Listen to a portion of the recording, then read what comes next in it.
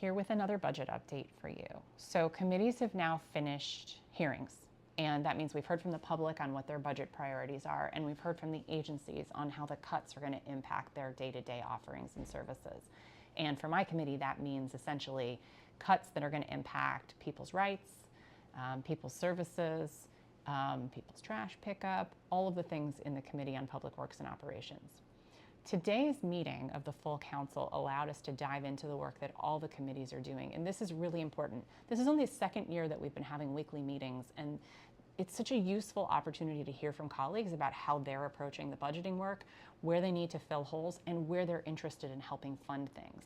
This is an incredible back and forth that we never had before last year, and instead we would have to wait until the end of the process and hear what the committees all came up with and then figure out how to plug holes at the committee of the whole. This is much better budgeting. I want to thank the organizations out there that pushed us to start doing this last year, and I want to thank the chairman for pulling it together.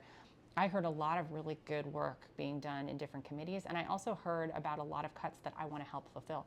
So we've talked about the social safety net already, but this budget also has cuts to senior programs, to youth programming, to safety programs, to really everything that we depend on day to day.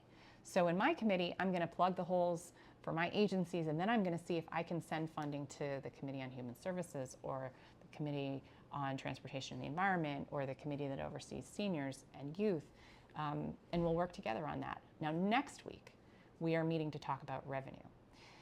The CFO is sequestering $180 million of revenue that we have already raised from DC taxpayers because he's worried about the decoupling and Congress's insistence that we can't decouple, and he thinks that we're going to get sued and have to give all that money back, okay?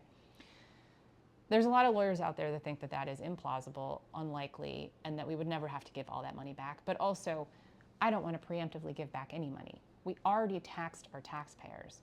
Now we have the money in the bank account. We have to spend it to serve our residents and plug these holes in our budget. But that still won't be enough. We're going to have to raise revenue.